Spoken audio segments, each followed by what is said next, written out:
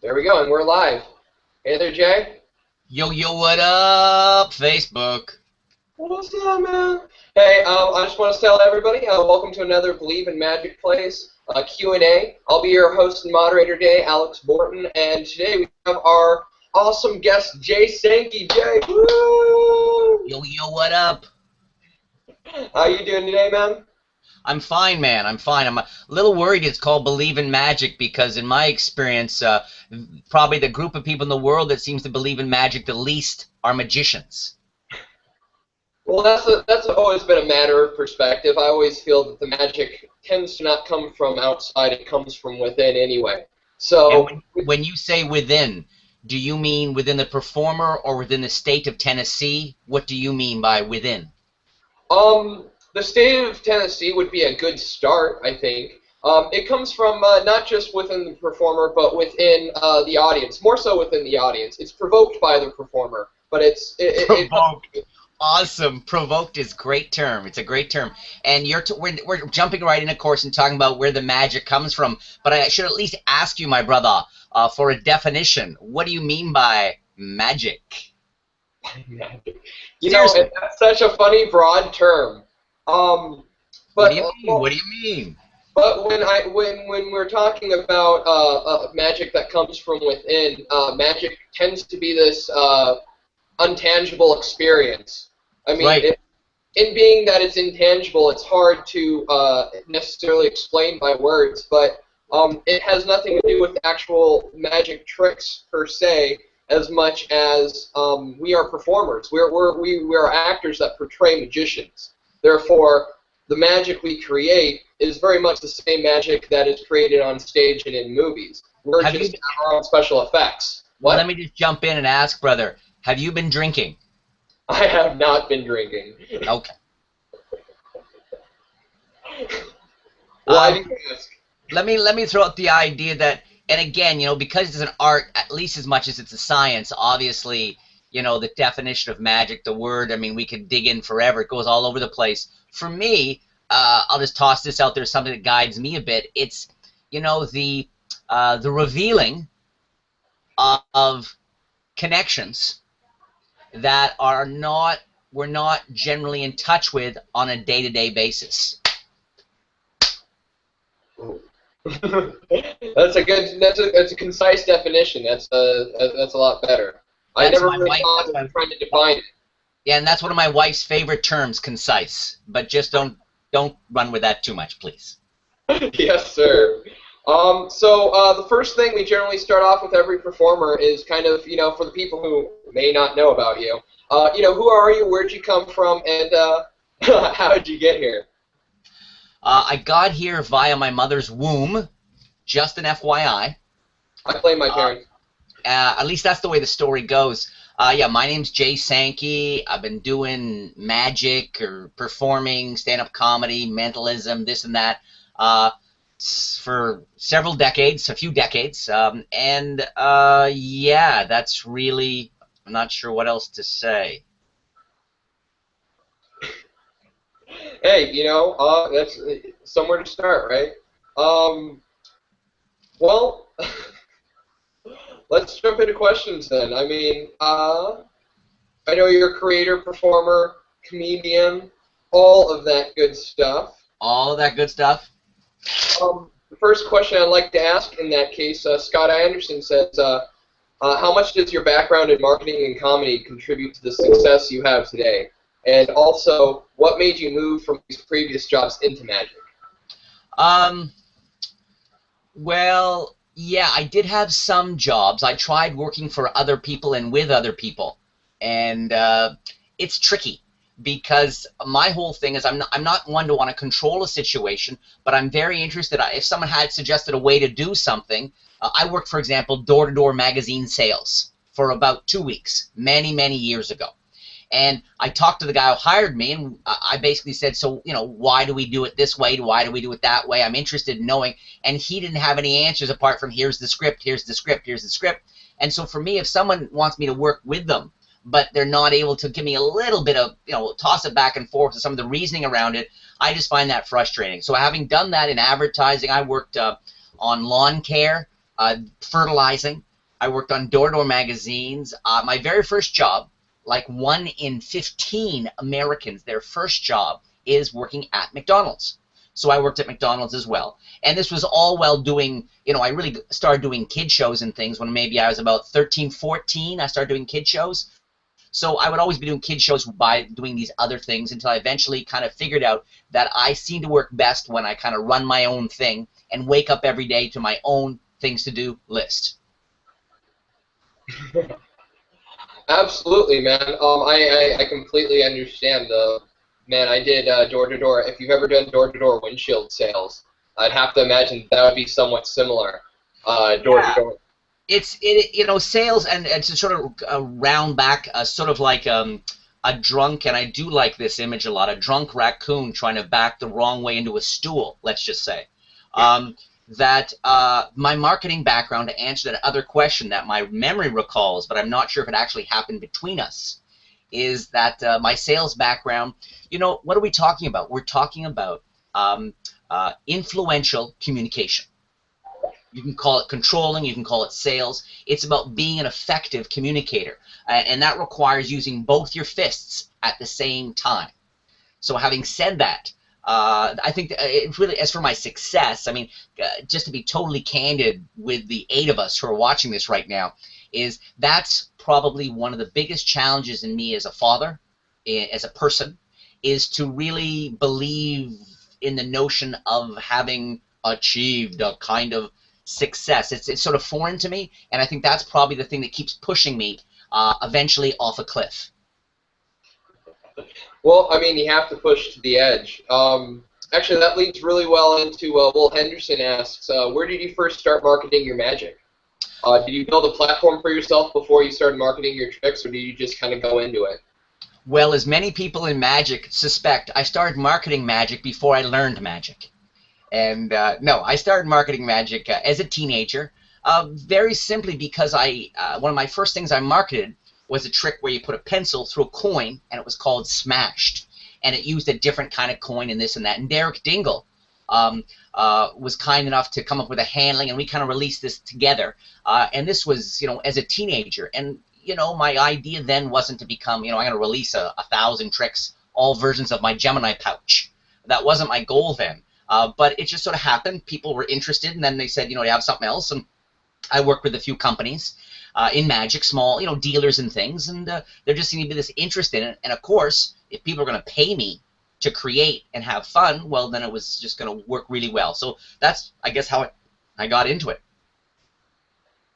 Well, and to some extent, creating just kind of leads into wanting to create and have your own style. Just somewhat leads into creating to sell. I mean, I see all the time. People are like, oh, where'd you learn that? I want to buy that. Some things just aren't for sale because people just create their own stuff. And it's just interesting that you had enough creations that were wanted. Because your creations are everywhere. They're coming out all the time. Well, they're like a plague, or maybe like a virus. So that's the way you'd like to describe that?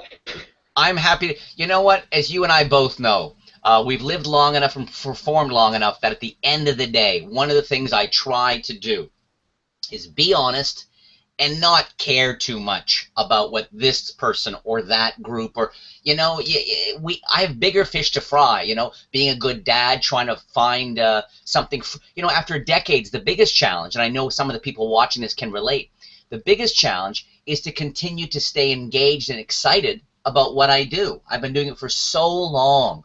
I'm kind of like the Bob Dylan of magic. There's a quote no one will like. And you think, my God, how does Bobby, Mr. Zimmerman, how does he even dust off the pencil to scroll another lyric down after how many? And so, yeah, for me, I continue to try to find something fresh for me that I can bring to my shows. And believe me, a lot of days, it is not easy. Absolutely, man. And I haven't been performing quite long enough to burn out yet. Which is really nice. Luckily I have people, the Q&As, and I've been meeting people like yourself that have helped, further inspire me every day. I haven't quite hit that block where I'm like, okay, I'm doing the same thing, same thing. I keep on changing and moving and learning some stuff, so I haven't quite gotten there yet. But I've done other things where I can completely understand where you're coming from in other facets of work. So, I mean, especially since you've been doing it for so long and you have so many creations coming out, how do you find time for that all? Yeah, well, it's pretty much all I do. For me, really, my life is before my children and after my kids. My kids now, you know, since they were born, since even before they were born, and I know it sounds a bit like a soap opera, but for me, the most important thing, the one thing in my life I need to know I hit really hard was being a dad. Everything else is second. So trying to be a good dad, and you know, trying to stay engaged in magic, creating magic, and being a decent husband and all those things, getting to the gym a little bit, that's it. I find that more than enough takes up a day. So I'd say the reason I'm able to, my output in magic and continue to explore is because it's all I do. There's so many things people, they want to be able to do this and have this hobby and see these friends and do that, and that's great. But if they want to keep hitting all that stuff, they're just not they're not bringing the kind of focus that I, for better and worse, have brought to this thing for decades. Absolutely, man. You mentioned. Sorry to interrupt, but how's my volume, my recording volume? Is it a little loud? Is it a bit quiet?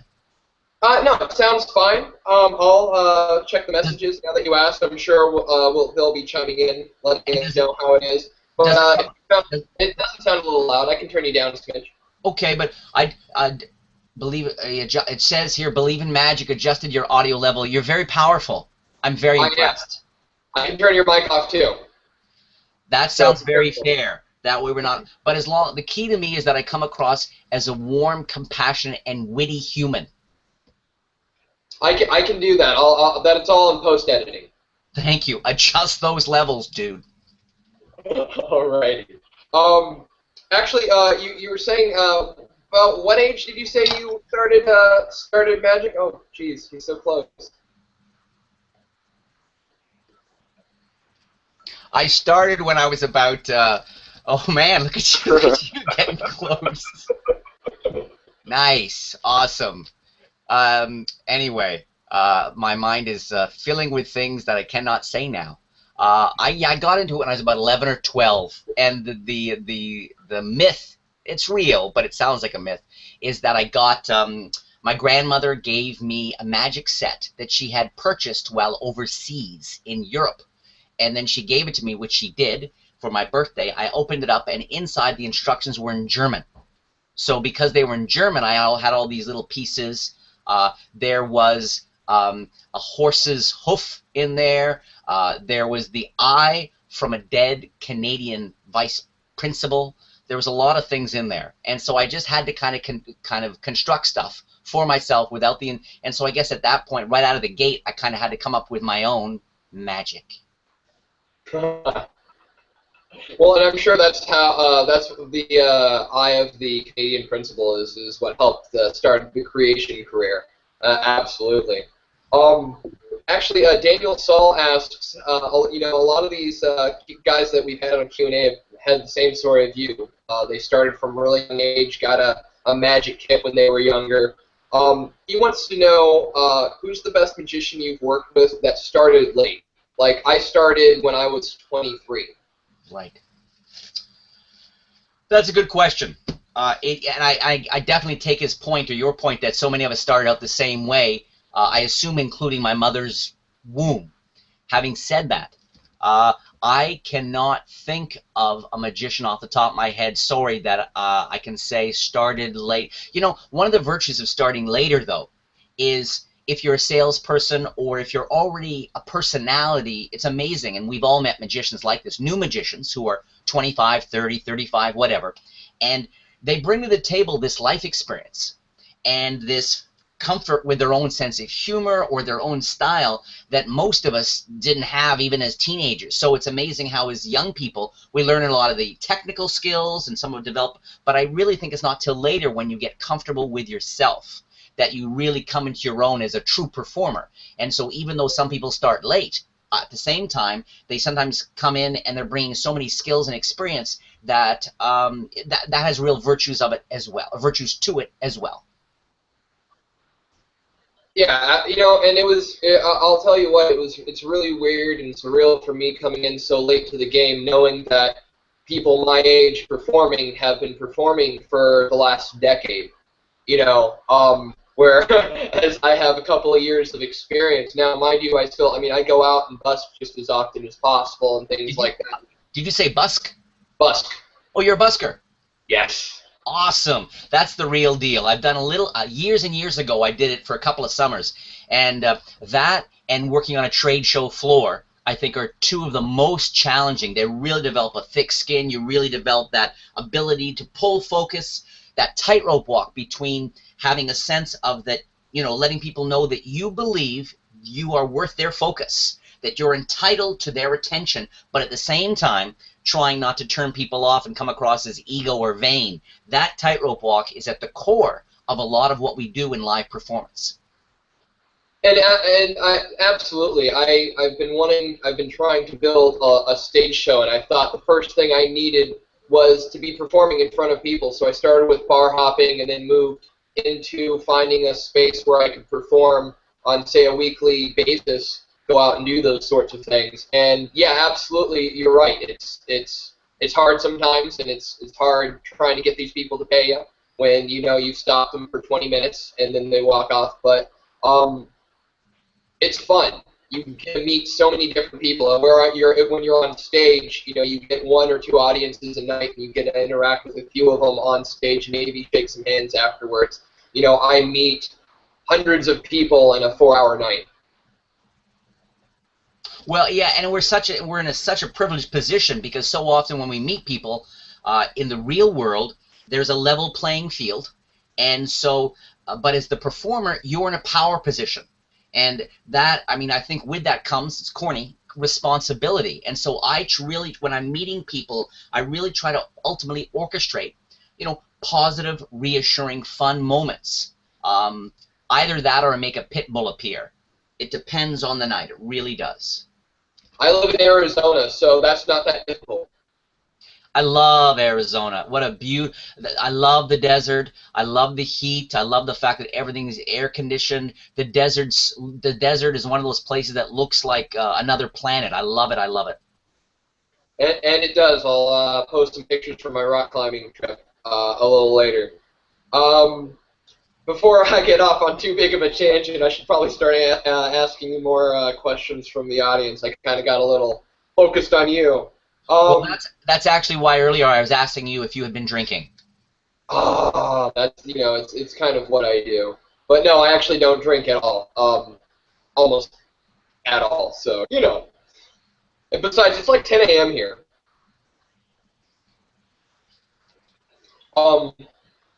Jay Hankey wants to know what's the best way of marketing effect. Did you say first? And Jay Hankey, I do know of this man. He's a very kind fan of mine, and I've seen his name. And every time I see his name, I go, "What the heck's up with?" I was going to combine heck with an F word, I guess. What the huck? Huckleberry Finn, a new beginning. Yes, now, but unfortunately, after you said his name, the question wasn't very clear to me. What exactly is that question again, please? He said, what's the best way to go about marketing an effect? Oh, marketing an effect, okay. I think until you have an established brand in the market, I think the best way is to approach a magic dealer. And if you approach a magic dealer and you say, hey, here's this trick, I'll show you a video or do it for you live, what do you think? If you've already done, and this is the key with every industry I've been in, whether it's TV or publishing books or this or that, the more homework you do, the more likely someone will say, sure. So if you go to a dealer with a trick, you've already got some packaging ideas, you already know where to get it manufactured, you already know the cost on that. If you've done all your homework on it as a real product, and then go to someone and say, hey, will you basically legitimize what I'm doing? Will you put a frame around it, let your fans know, but also offer me protection? There is, in magic, you wonder, can there be real protection from theft? Not as much when you're an unknown. But when you get a bigger name, generally what happens is people steal from you more. Not quite. But it's so I'd say approach a magic dealer and keep your fingers crossed. Absolutely, do what you can do. I mean, if the effect's strong enough, somebody's going to want to buy it. Somebody's going to want it. You just have to be able to perform well enough to have somebody want it. I absolutely agree with that. I actually, and that's funny that he asked that because right now I'm working on a sleight of hand project that I wanted to release. So that's really good information for me as well. I haven't even I've shot the tricks individually, but I haven't shot the entire demo yet. So. Well, I find, in my experience, I find it's usually a better idea. It's usually a good idea to first shoot the demo, then work out the method. Right. Speaking of that, Bobby McMahon.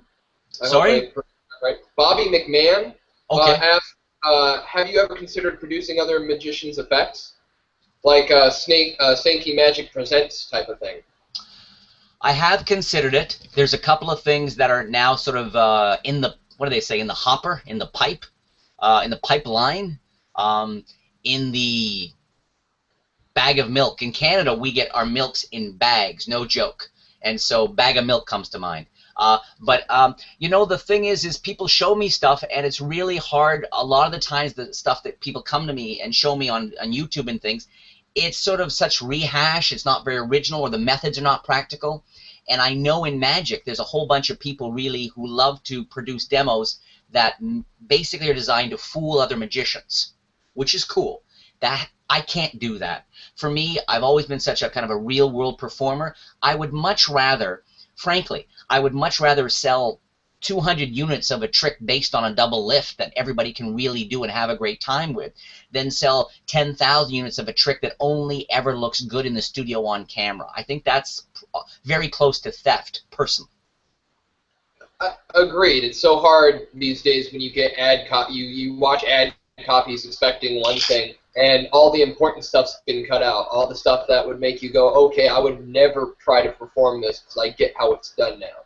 And it's really unfortunate that it's that way sometimes. There's some nice places online where they give you that guarantee where you can send stuff back, but like for the most part, it's rough out there. I try not to actually buy DVDs anymore. I'm almost purely buying books now. I've got to go. I get all of your stuff, man. More of your stuff Dude. I don't do DVDs anymore. Just I don't. But you have some great gimmicks that I probably have right back there. If you want to, I can start digging through my chest. Right. But, and by just back there, he means just on the other side of the wall is a garbage can in an alley.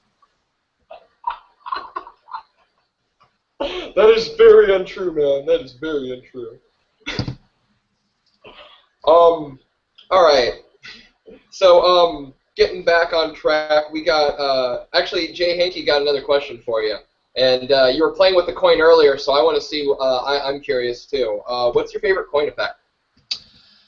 My favorite coin effect, I'm always in the middle of developing a whole bunch of them, but you know, the one coin effect I perform the most for sure is old school, is my trick, Mr. Clean Coins Across. Basically a coins across effect where they go from one hand to another. A lot of Goshman pinch, really only works best if everyone's standing, but I do a lot of walk around work, and that's one of those tricks that I'm just always doing.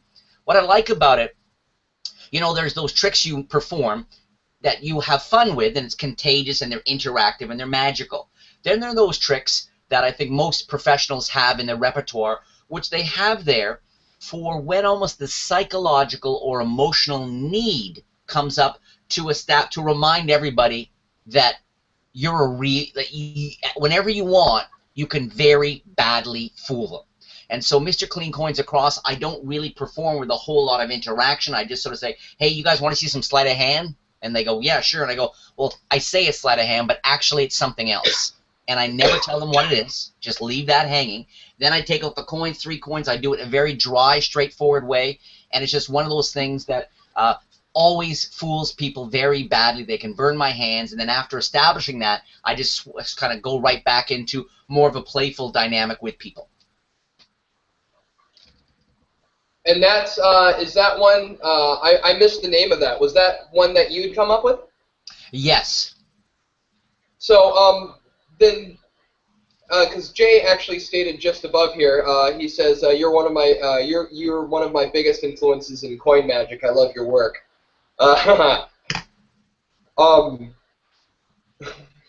Thank you. Let's beef that out. But Scott Anderson asks, what effect of your many effects are you most proud of and why? I would probably say that, you know, one of my strengths and weaknesses as a human being, as a mammal, is I don't have a lot of pride. You know, every story I've heard around pride, or many of them, seem to come down to giving power away to other people. I remember as a very young person, some guy was listening to headphones, dancing. I think it was on a bus. He's dancing. And I remember hearing someone say, I would never do that. I have pride. And I thought to myself, there's a guy hurting nobody, having a great time listening to music on his... So often pride seems to come down to giving your power away. So I don't have a lot of... I'm not really particularly proud of any of my tricks. They're just things I created and developed. I try, and you know, guys who've heard me talk about this stuff before will hear the same lines, but they haven't changed. I try to serve the trick. If an idea comes into my head, I really try to be hardworking and honest and creative with that trick and take good care of it. But pride doesn't really enter into it. Absolutely. And I mean, you have, with so many tricks that you have, maybe proud isn't quite the right word he was asking. What maybe is your favorite trick you've created? You know, again, and sorry for those guys who see me answer these kinds of things on dodgy video programming before. But I would say, you know, it's like asking me which one of my two kids is my favorite kid. I love them all. You know, this trick, let's call it forgery. Okay, it's an old card trick of mine. It just popped in my head. I haven't done it in years. Forgery is a trick that does this, this, and this, and it doesn't do this, this, and this. It's got its strengths, weaknesses, whatever. It's a tool. And in some context, for the right personality at the right time, it's going to be a great tool. And for other people at the wrong time, it's going to be a crappy tool. So I don't really have... I mean, I can tell you, you know, holy moly, in a flash, paper clipped. There's a bunch of my tricks that have definitely been most popular among other magicians, both on this planet and on several others. But as for, you know, if anybody thinks for a second that makes them better tricks, I don't know. No, absolutely. I haven't created enough to be able. I haven't created enough to be able to know quite what that's like. I mean, with everything that you have, but I can imagine how everyone has. Every single one probably has a little special place in your heart for it. Yeah, and you know, I don't even remember a lot of them. People come up to me at lectures and they go, "Hey Jay, I loved using your flip flap fly. It's my closer whenever I work at the Shriners conventions." And first, while I'm sounding like I'm being silly, I really do. I mean, I've never been the sort of person to take a single fan for granted. If I'm at a lecture or convention or something and someone comes up to me, it's never a matter of I'm just thinking of getting back to the hotel room. Because I'm just the sort of person who I guess who really appreciates people's interest in what I do. At the same time, sometimes someone will come up and go, "Hey, I love using your flipper flooper," and I go, "Didn't you just change the name on that?" And after we discuss it, I then say to them, you know, they'll ask me about it, and I won't even remember. They'll say, "Hey, can you show me how you back clipped that lime?" And I go, "I don't even remember the handling, dude." And then they look at me as if I'm somehow fake, unreal, or magical. Well, you know, and that's hard. Some people just don't understand that you do so much. If you're going to be as busy as you are, you just don't have time for everything and to remember every little move. You just sometimes do you, and that's going to be what it is. And you do you very, very, very well. So keep that up. I will continue to do me very well, and I will try to keep it up. I appreciate your advice. William Cunningham, Bill Montana, asks, my question is, will Boris Pocus be returning? And will any of his DVDs be available again? Because sometimes we need a little Boris Pocus. Yes, I have been wondering that myself. Recently, to be totally honest with you, Boris sent me a note. It was written on a burlap bag in pigeon poo.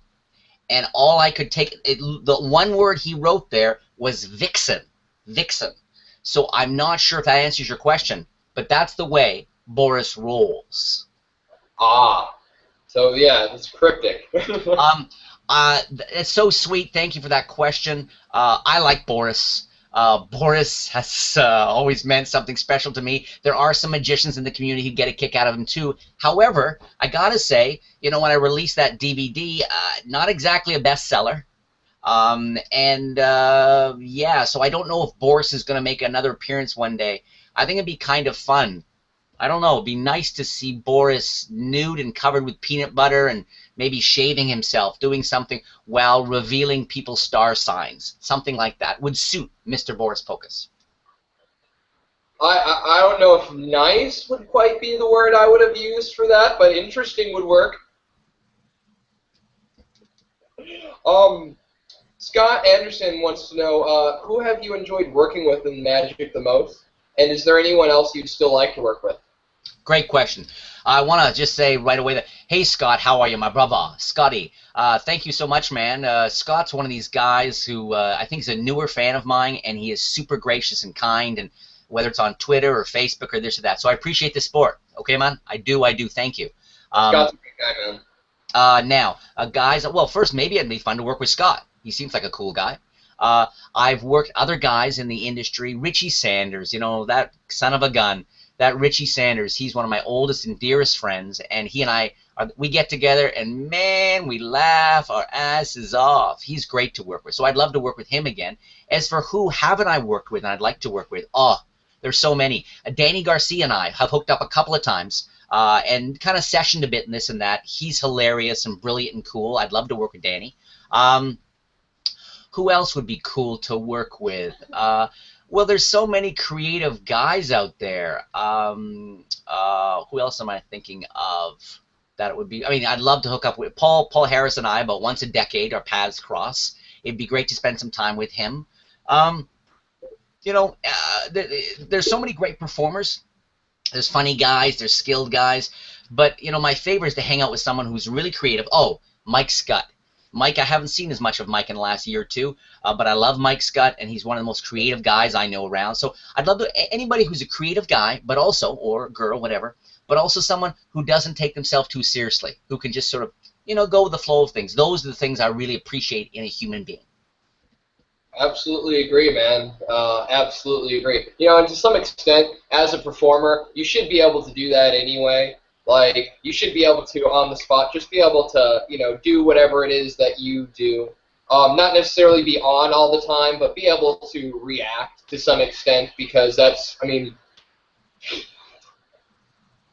you're in a spot where people, especially for you, people know who you are, and somebody says, so, and like you said earlier, people come up to you and ask you questions about, way long ago, past, and you just have to be able to respond to that best you can.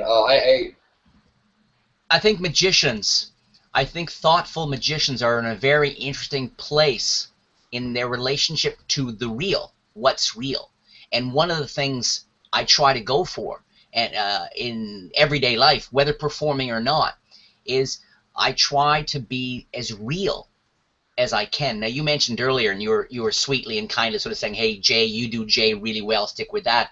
And long story short, there's so many. You see a young musician, and let's say it's a guy, and he's got his guitar, he's got his drums, he's got his microphone, he's got this, he's got the crazy outfit, he did his hair, he's got all these things going on, and then as it evolves, the drummer's gone, the hair's gone, this is gone, and you get down to, you start to realize that all the things you thought were the key to what you do were partly, in no small part, superstition.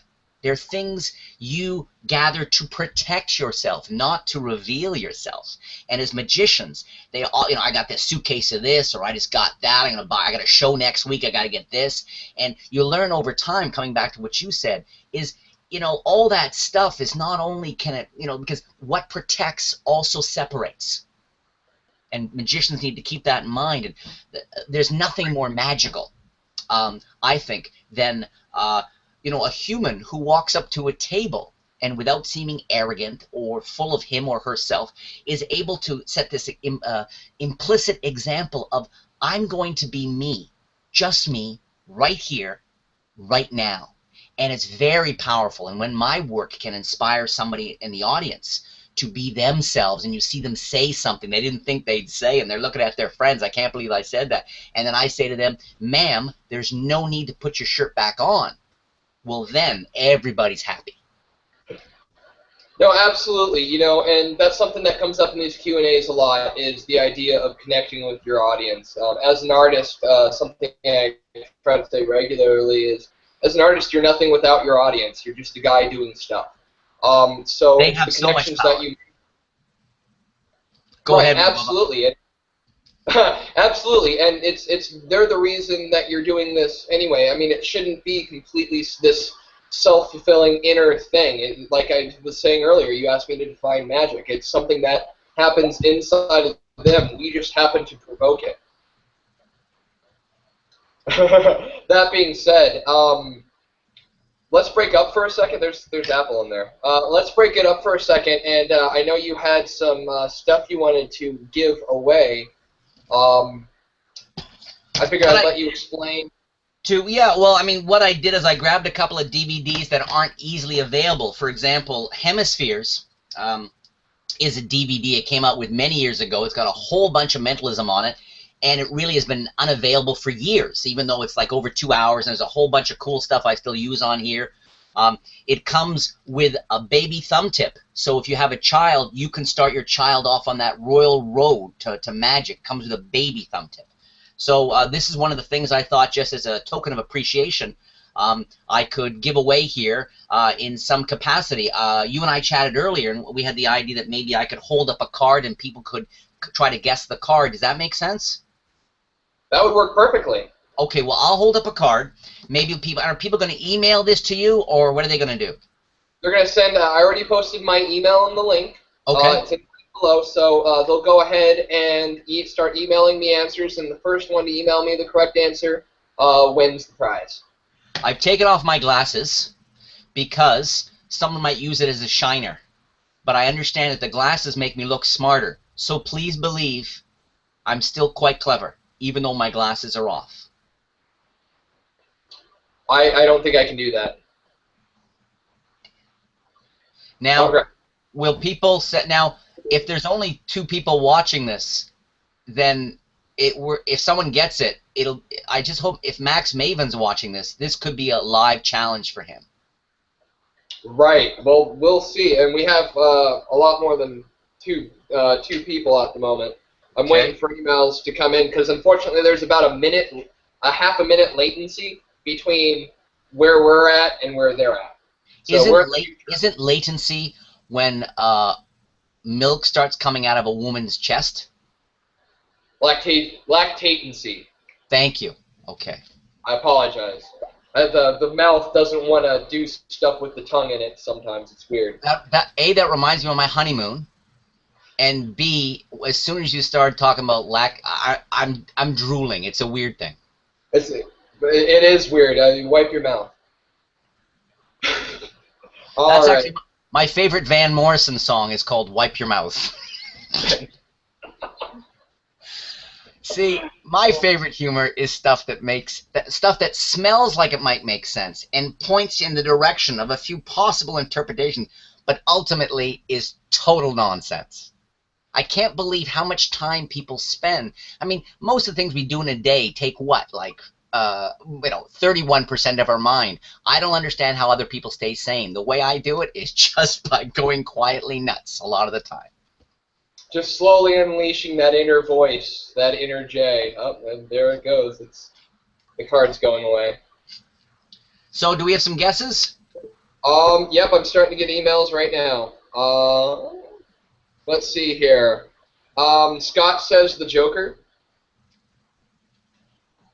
He thinks it's the Joker. That makes Scott a big loser. Oh!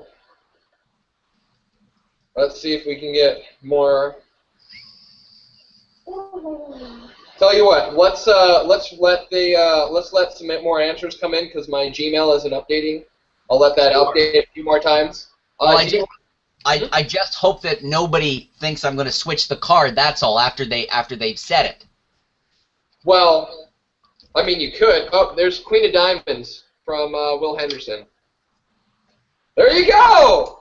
All right, there's the winner! Nicely done. And for anybody out there who thinks I've got 52 cards torn in half over here, and he tore them to establish an in-the-moment identity on the unique identity on the card, and that's what, then you're just crazy. Okay. That was great, man. See, only. There was no other. There was just a... Yeah, so nicely done and quite creepy. Quite creepy. That was really quick. That was a lot quicker than I thought. I know. And neither of us can say that's what she said or anything like that. I'm just trying to... There, I think that's good. Well, you said it anyway, so... And who is the winner? What's the gentleman or the woman's name? Right. It is Will Henderson or Bill Montana. So, Will, can I get... no, it's Henderson. I thought it was William Cunningham. I'm sorry. No, it's Will Henderson. So Will Henderson won. Okay, so it sounds like Zero Mostel won, which is a reference from me and Ariel Freilich. Can someone is it okay to give my email here and that gentleman can give me his name and shipping address and I can mail it out? Is that a good idea? I'll just have him contact me via Facebook and pass his info to you, if that'll make, because I know how hard it is to get it through your email and whatnot. Okay, that sounds like a good plan. And just a heads up, the case is empty. Okay, so you're just getting the case. Hey, you know what? A win is a win. A win is a win. Not only can beggars not be choosers, beggars, they have no money. That's very true. That's very, very true. Did you want to run any more of those? Yeah, let's give away something else. All right, let's give away something else. Okay. I don't know if you can see this, but I had a hot dog for lunch. And these are actually, and this is, I'm not kidding you, I wouldn't kid about this, these are actually the bits of bun left over from Jay Sankey's lunch.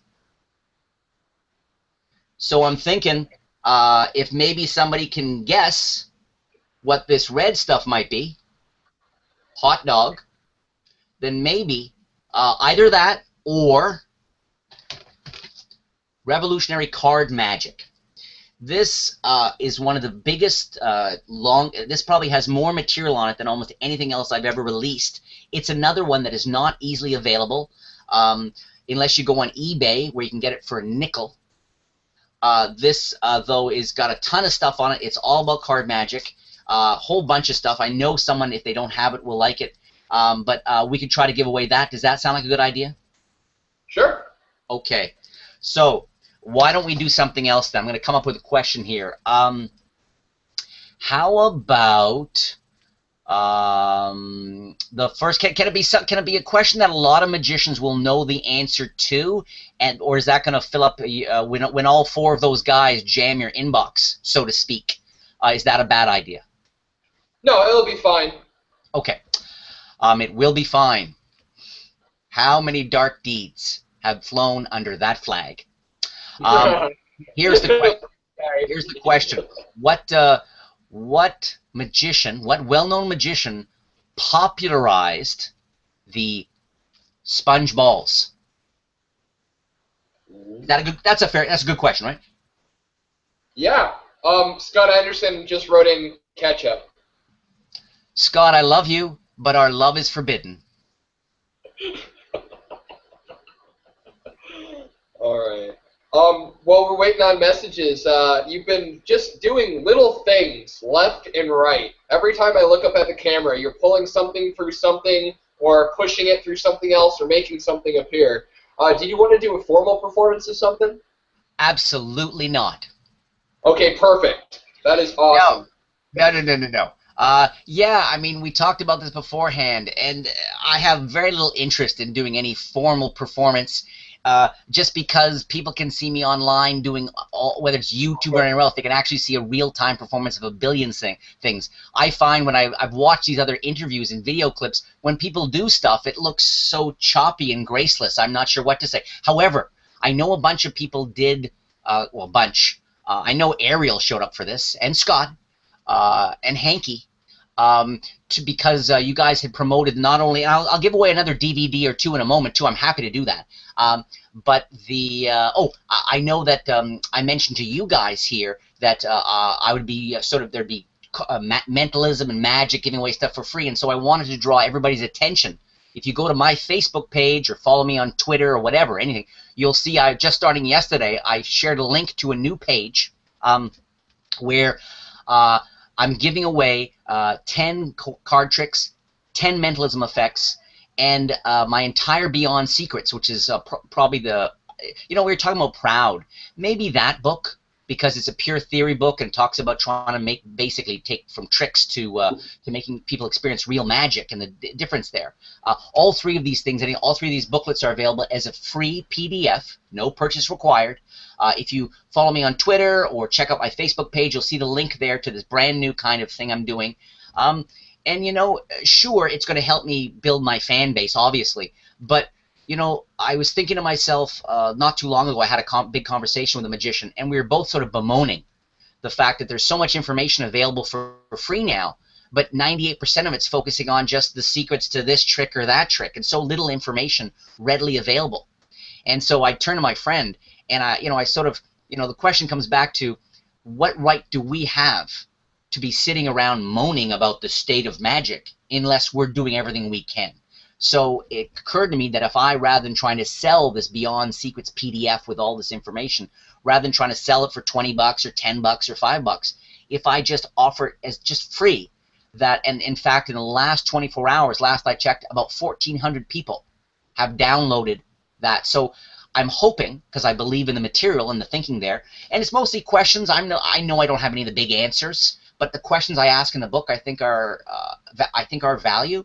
So I'm hoping that a whole bunch of people download it, and hopefully that helps them take their magic even up a teeny bit. You know what I mean? Absolutely, man. And and like I said earlier, I don't right now. Currently, I'm not buying DVDs, and that's mostly because money doesn't permit it.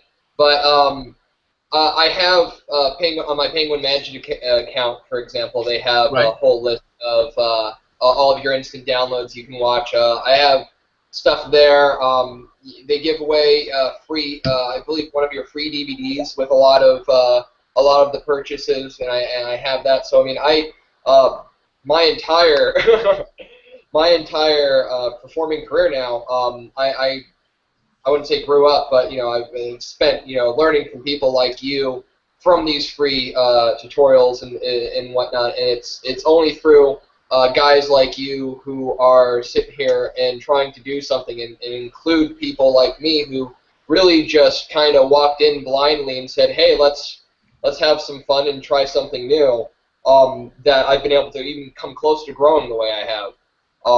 It really, you're talking about the state of magic and whatnot, and it's you're absolutely right. There's this big separation between the guys who want to hold the secrets and just completely, if I can use the word, troll the younger guys, and then there's this one group that just wants to just help everybody and expand the art.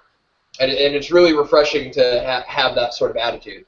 Oh, well, thank you. And again, I apologize. As much as I can be a self-indulgent monkey, I mean, here's a guy such as yourself being gracious and friendly, and here's me monkeying around for the camera.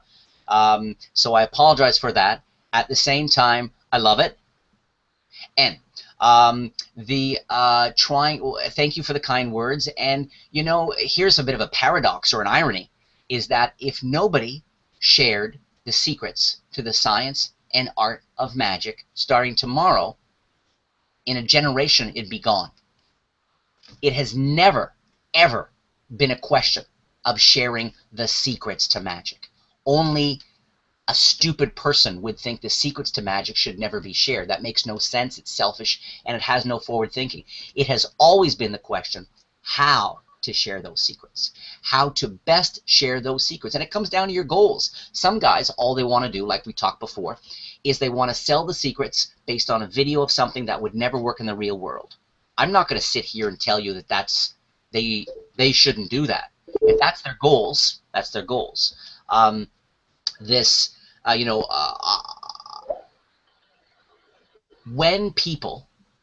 magic's very popular now. It's gone mainstream. And the problem is it's gone mainstream in a lot of ways, very little of which are helping people further appreciate magic.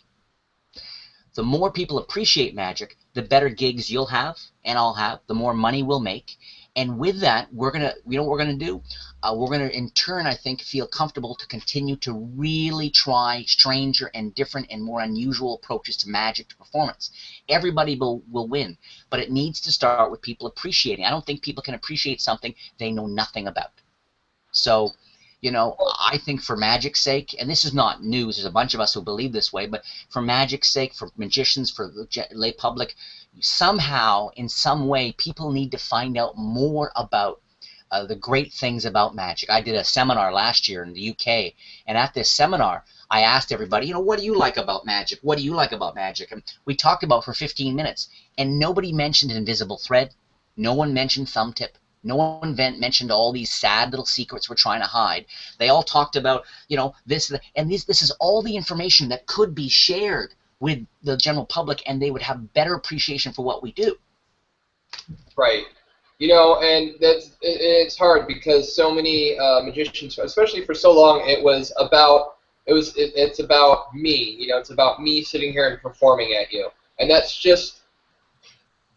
I don't know. That's just when a musician gets up on stage, they're reaching you emotionally through music. Actors in a movie, they're playing this big role that you get connected to. And how can anybody connect to a role where you're just this self-indulgent person? Unless it's funny. That's the only thing I could see that you could go and be this self-centered, self-indulgent person on stage. And unfortunately, I feel like for a long time, that's what people thought of magician, this guy with a hat who goes, hey, look what I can do. Well, and they still feel that way. Last year I spent a fair bit of time watching TV and films and things, and I had on my mind then, pop culture examples of the magician. And I don't care who you are, you will not find an artist, an archetypal figure that's more made fun of or parodied more than the magician. And while you and I think that magic has moved on from certain cliches from the 40s, 50s, 60s, and 70s, and I mean the 19, not the 18, well, we think it's moved on to a lot of people, as we know, inherent in the idea is that classic idea of, what's the joke of Seinfeld's, right? The classic Seinfeld's thing about a magician, here's a coin, it's gone, you're an asshole. Right.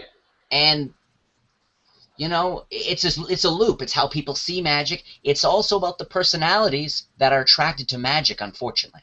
There's a certain percentage of the magic community, 11%, that is attracted to it for, let's just say, maybe not the most kind-hearted or altruistic reasons. Right. And 87% of all statistics are made up on the spot. Yes, I can concur with that one, brother. Hey, we got some answers coming in. Siobhan Winston says Joe Riding. Daniel Saul. That'll be Al Goshman. You know what? Mhm. So those were the first two answers? Those are the first two answers that came in. Then actually simultaneously with Dan Saul, Bill Montana said Albert Goshman as well. And Well, you then know what? What I'd like to do, if it's okay with you guys, and if it's not, maybe someone can take a little cyanide, and that is that Joe Riding, a lot of the guys in America won't know of him, but Joe Riding, in fact, was a very famous magic dealer and performer, more in the UK, and he really did popularize the sponge balls over there, as well as pickles in a hut. And so I would feel best if we can maybe give away two. This was for the This wasn't for the hemispheres. This was for the Revolutionary Card Magic. Let me ship out two of those. One to the Goshman, first answer. The other to the Joe Riding. What do you think about that? that would be great. Absolutely. Technically in my inbox, Dan Saul came in first, but they both came in at the same time. Bill Montana and Dan Saul. We'd have to throw like a coin for that one because they both got Al Goshman at the same time. Oh, I see. Okay. So actually, we have a three-way tie at that point. That's actually my favorite DVD. The good one, not the dirty one we can't show here, right? That's so neat the way you've divided good and dirty. You're quite confused. I have to watch my verbiage. I wouldn't say confused. My anaconda don't. My anaconda. So, all right. Well, we'll get contact information for those guys, and then was that it for contest? No, we can do something else. Oh, I got ever since word got out about this. Long story short, ever since word got out about this online thing today, I've had a bunch of emails from people asking if I would show a little bit about grand opening. And I will do that because the grand opening's a new product I released recently, and the claim behind it was that I've improved paperclipped. And I can't tell you how many professionals from all over the planet email me basically saying that's bull. Not because paperclip's so great, but because it's so lean and minimal and this and that. And so I wanted to just, at the Sankey Magic website, you can see I talk about it. There's actually a story about something that happened to me a couple of weeks ago at a private party, try to give people some ideas around this. But I wanted to show you guys now, basically, some of the virtues of this thing, okay? It's very simple. Just like if you're not familiar with my trick paperclip, that's cool. Anybody who purchases from me will get all the original paperclip information, the handling and everything. It's all on the website there. But paperclip, basically, where you had a card, someone could, and what you'd do is you'd show a folded card on a paperclip. There'd be a folded card on a clip. You put that on the table, and then someone selects a card, which they do. Someone signs their name on it, which they do. Well, I'll get a, here, let me get a card with a lot of ink on it. Because like I said, I know a lot of people are pretty curious about this. Bob will do that. And I want to show you the virtues of it. So someone selects a card, they sign a card, they put it back in the pack. Okay, boom. Now, if you're on the, here, with the sight lines here, I can lean right in, get out of frame, and literally fold that sucker up right here if I want. But you're going to use something called the Mercury card fold. There's the card. And the Mercury card fold, you guys can see me here, yeah. The Mercury card fold, once you practice it enough, literally takes 2 seconds to do. Okay, just did it. There it is. The card, folded up in a little packet for those who haven't seen it before. Now, the original paperclip, what you do is you have this here, and you put the deck down, palm the card, take your folded card, and do what's called a full view switch. You'd switch. And what I'm doing is I'm switching this folded card for the one in my hand. When I take off the clip, put that in my pocket.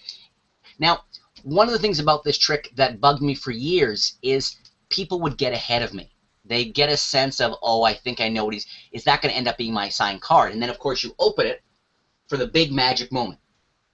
But with grand opening includes this gimmick. I don't know if you can see it here. It is made of a thick plastic. It's a thick plastic gimmick that's white on one side, and on the other side, it's a beautifully printed, perfect color bicycle card. You get a red and a blue. And so you get this, this is what you get. And so I start now carrying exactly what I always carry. What looks like a folded card and a clip. This is all I carry. And I tell people I'm a magician. I do illusions. I say, for example, this got a folded card here, right? Wrong. It's actually a piece of plastic. Take a look at that. I let them examine this at the very start. Now, what I've found after doing this countless times in the last year and a half, 2 years, is that because it's a piece of plastic, nobody ever thinks it's going to become their card. They never get ahead like they used to. Second, once I have the card put back in the deck and folded, now what I get to do is pick this up, remove the plastic, or remove the paper clip, and I get this moment where I get to open the plastic card once, twice, and then show their signature. So I get this rule of 3, boom, boom, boom. And it's funny because when I first started promoting this online, people weren't sure what it was. And then I found as soon as I explained exactly what happens, that you get more magic before you even reveal the signature, ever since I did that, orders have just been pouring in. So for those guys out there who asked me in the last couple of days, hey, can you tell us or show us a bit more about this? I hope that is what you had in mind. And as always, guys, just thanks so much for being interested in the stuff I'm doing. Absolutely, man. I really, really like that. That's a really interesting way of going about it because it's completely disarming right up front, which I always find is the best sort of magic where you can just, the actual method, if you could just eliminate that as an idea right off the back, the entire time they're going to be going, there's no way to get that way. Too. It's amazing, too, how as performers we will, and I did this with stand-up comedy sometime, you plant a seed. There's some seeds you want to plant. Other seeds, they actually work against you. They put people's thoughts in other directions, or sometimes, as a magician, I don't want them to get ahead where the trick's going, and I can think of a number of examples where I would say something in trying to be very open without realizing I was actually pointing them in a direction I didn't want them to be thinking and getting ahead of me. Right, because you were so worried about where it was going that they kind of were able to follow where you're at. I mean, they always say, like, when you take something, you have to remember that in your head it's there and not here, right?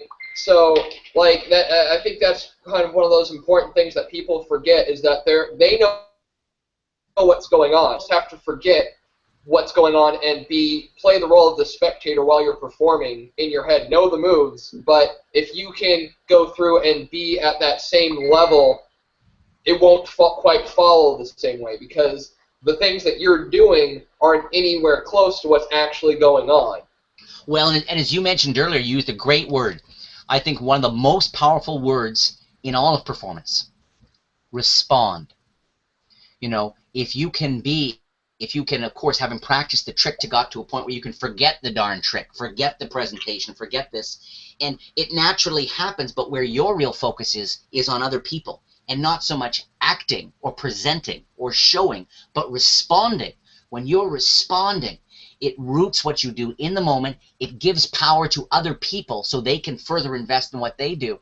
And ideally, you can all kind of start a church together, no clothes, lots of sex. See, and that's exactly what I'm talking about. I'm pretty sure I saw that movie too. So once again, grand opening. Woo! Plug them products. Yeah. Actually, speaking of which, do you have anything coming out anytime soon? I think the question is more like, hey Jay, please tell us you have nothing coming out anytime soon. Give us a break. Let me rephrase. What kind of teasers do you want to hit us with? Oh, teasers. I don't know. I've definitely always have stuff in development. There's always stuff I'm trying, stuff that I blow the dust off of. You know, it's amazing. When I was maybe in my 30s, I tried so much stuff. Do this for 6 months, do that for 4 months, do this for a year, keep trying stuff. And I don't believe a trick is ever done. Nothing I've ever released or shared is ever done. They're always evolving. I like to look at any of my tricks and go, I bet there's a way I can improve that. Even something like, and I'm just talking right now, marker cap. I like to set up a challenge for myself where I say, okay, I want to I want to make it vanish. And that's what I always remind myself, Jay, you don't have to really make it vanish. It just has to look like it's gone. And, it reminds me always that the magic effect, of course, doesn't happen here. It happens in their mind. So I like to say to myself, okay, Jay, I want you to make this vanish, and I want you to show your hands empty, and your sleeves are up, and there's no lapping, and you can't use a pull. So get going. And, just to give myself permission, just to say to myself, you can come up with a method. Now go is the big challenge. Once I accept that I bet there's a way to do this with these conditions, I often can come up with something. Now, a lot of the times it's crazy, and so you can't really use it for a human being. But if there happens to be a squirrel nearby, that squirrel's ass is mine. Absolutely, man. Actually, that brings us into a question. I couldn't find who wrote it. But it was said that like you said, there's a lot of stuff you just want to be able to do and whatnot. The question I believe was, is there anything that you perform that like only you could do, or something crazy, just something obnoxious, something that's not just like simple sleight of hand or something that you would. Yes. There's a bunch of stuff. There's a bunch of stuff that I'd years ago I riffed during a stand-up comedy show, scissors, paper, rock, Satan. And I'll still do that if someone's being a total stick in the mud at a table. And stick in the mud is not necessarily the slang reference some of you think it is. Having said that, I'll turn to a guy and I go, okay, man, it's you and me. Let's do this right here, right now. This is going to happen. Scissor, paper, rock. Your ass is mine. And I go like this, and boom, and first off, as a side note, it's crazy how often a guy will do a thing, and I'll match it. And it kind of fools me. I go, what, am I picking up on something? Is he picking up on something? Because I find this happens a lot during performance. Anyway, I do it once, do it twice, they win, I win, and then one more time I do this, creating a question. And that's one of my favorite things to do with comedy and magic, is create a question, curiosity, and then it's this balloon, and you burst the bubble with your punchline, with your magic moment. So you create and you burst, and this is an effective approach. And so I go, boom, everyone goes, what? And I go, Satan wins again, and people chuckle, and I say, that's right, pot of people, give it up, the destroyer of human souls is in the house. And this is the kind of obnoxious, weird-ass kind of thing that I don't think a whole lot of other magicians, A, would want to try, or B, would necessarily be able to get away with impunity. Well, and that's that. I think that goes back to that it's genuine for you. Like, a lot of other people couldn't pull it off, but because you just kind of come out and do it because you want to, it just kind of comes off as it's what you want to do and how you are. Exactly. It's genuine to me. And, audiences love it. I don't care if they're audiences at a magic show, audiences at a comedy show, a nude rodeo, anything that rhymes with that, toasted Odeos. I don't care. People love to see a magician, love to see the performer take risks, go off script, indulge themselves if they like you. If they don't like you, it's the last thing you want to do. But if they like you, if your likability's there, they love to see you fart around and have a blast. They really do it because they get a sense that they're not watching a show, they're watching a happening.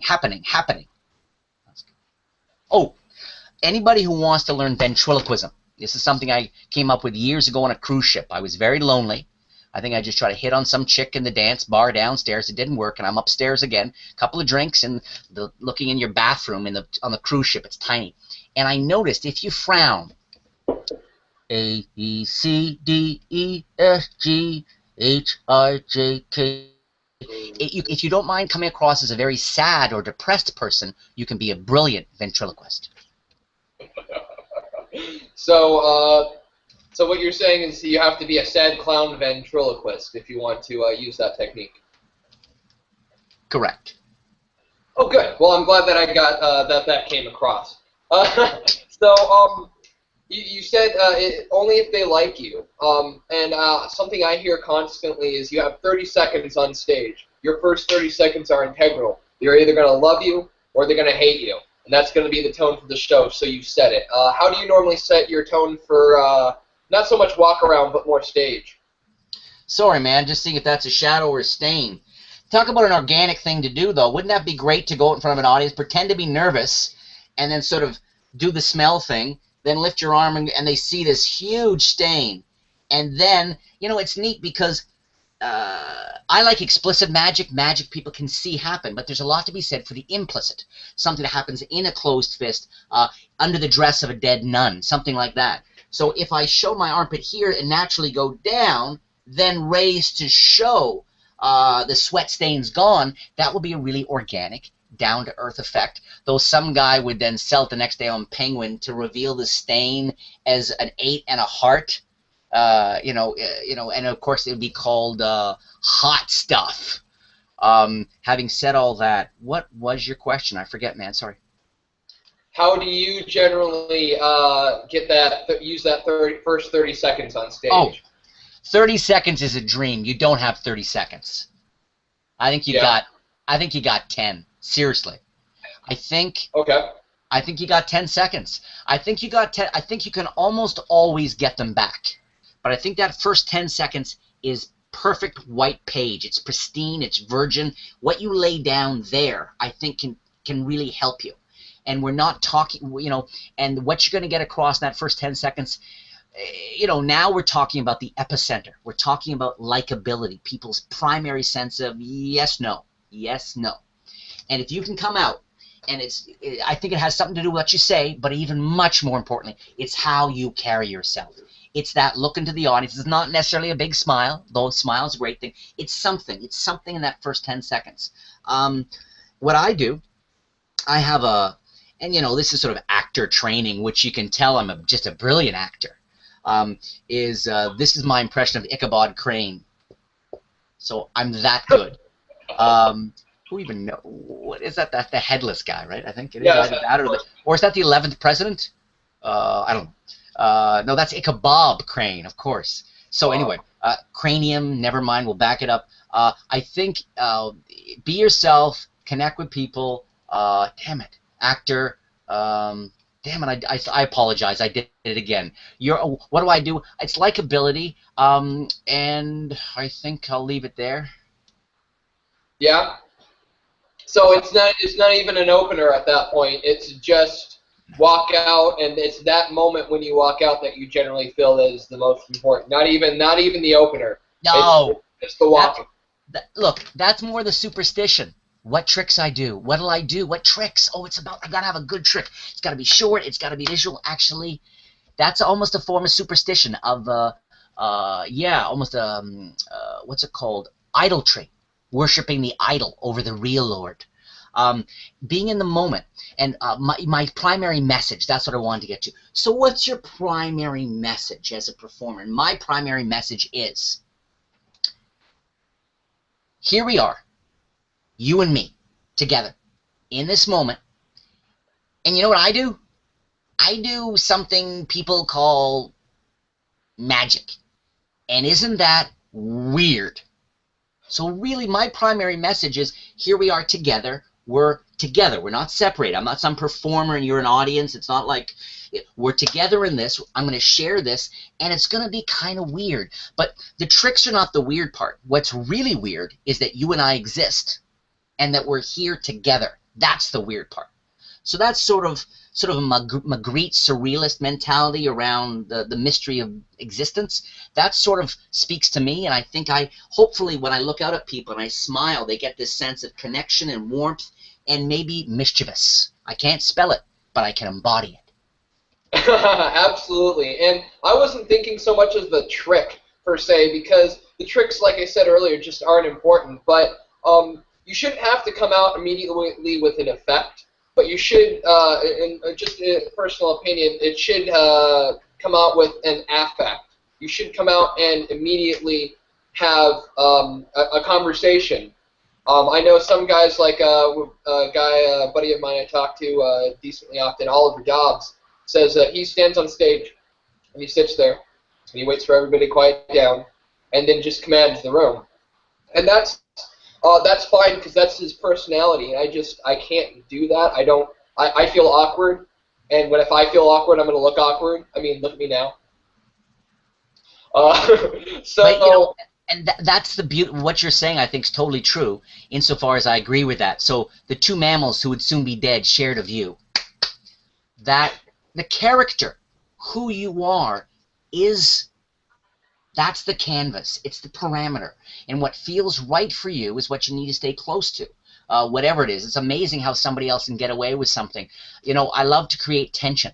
As a person who loves comedy, I love to create tension and then release, tension, release. And one of the ways as a stand-up comic, I used to come out, and I'd spend about a minute and a half, 90 seconds. I'd come out, adjust things, get the mic there, get my drinking water, do a bit of this action.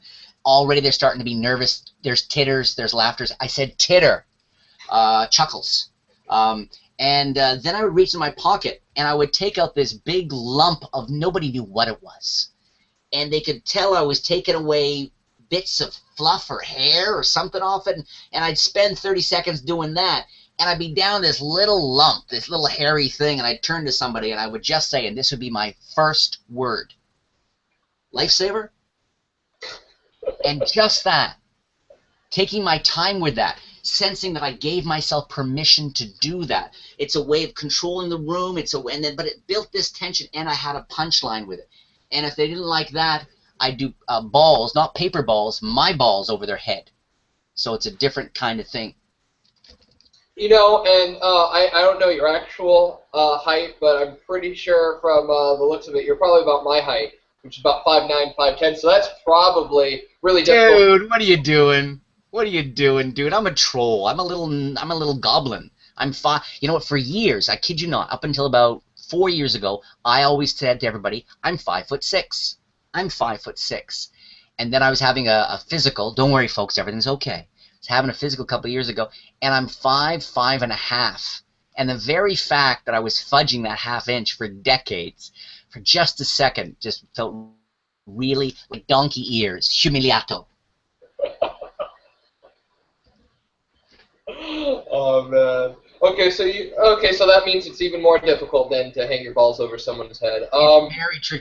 For the guy who says let's not make this dirty, the quote is hang your balls. Nice. Well, I figured we've already gone there, so why not run with it? Well, I hope you enjoy the phone call from Laura. Oh right. So we had another question, and I believe it was from Scott Anderson. It was because you do both mentalism and magic. How do you find the separation between the two? Do you find the separation between the two? Yeah, it's funny because it reminds me of the mind-body distinction in philosophy. And then I'm going to go to the tragically hip Gord Downie, Canadian genius, and his line, "We live to survive our paradoxes." And just the whole notion of the analytical process that chops things into pieces in an attempt to understand. And then, of course, the more gestalt or cohesive process of putting things back together as an expression of understanding. And so this magic, and magic's a tiny little world, it's very conventional, and progress happens there very slowly. It's magic's sort of a back eddy pool in a swamp of it's very slow, the change there. And so this distinction between magic and mentalism, I'm confident will eventually pass away. Because, I have no problem imagining a supernatural creature. If you're supernatural, if you have these kinds of powers to some extent, or if that's your persona, finding cards is one thing, but reading minds is no different. Being able to read people, to me, we have this faux distinction. But so when I perform magic or mentalism, a couple of general comments about that. First is, it's true, I generally don't start a performance with a mentalist effect. Usually it's something people can see, something physical, something that I can say, put this in your hand, and know it's not my karma. It's something physical in their hand. Then once we get a rapport from that, where I like to use mentalism is sometimes to close the set more often. I'll say, the implication is this has been fun, doing the sleight of hand and stuff. Let me try. But we've established this connection with this stuff. Now what can we do together with this connection we've established? So I do think they're a little bit different. I mean, magic tends to use something people can see, something public, whereas mentalism tends to use something private, either their thoughts or the steel plate they got in their head from Nam. From Nam, that's right. Did they put steel plates in Nam? They did. It was a way to humiliate the enemy. Okay. See, that was part of history that I had actually missed. Hey, so we're getting close to that hour and a half mark. Yeah, someone just came into the room and sort of brought my attention to the fact that I'm going to have to leave for a meeting very soon as well. So, speaking of a mental connection. Absolutely. I see. I was watching. See, that's context clues. Did you want to finish with the giveaway then? Sure. Let's do one more giveaway now. We didn't get rid of these suckers just, Here we go. What'll we give away? We'll give away. I got these pens. Who's gonna go? No. Let's do this. A restaurant. This is another one that has been unavailable for a long time. Restaurant and bars. I tell you what. Let's do this for this last one though. It seems to make sense. Let's give away a restaurant and bars DVD. A bunch of stuff on here. I know someone will get a big kick out of. But let's also include a grand opening. And an iLink, okay? iLink I released last year, I think it was, or early this year, and very popular. I never know what's going to really catch on with other magicians, but people really like iLink. You can check it out on my site. And I'll give away this, which is hard to find. And will you make a note when you contact me about what I offered to who? Is that okay? Yeah, absolutely. I'm making notes. I'm making notes as we go. So. Oh, you rock! You're a pro, brother. Thank you. And I'll also include. A grand opening as well. So this is sort of ending strong here on the Facebook Live video thing. So absolutely. Any suggestions about? Well, I tell you what. I got this box here for the webcam. It's this webcam box here. So why don't we do how many fingers I'm holding up in the box?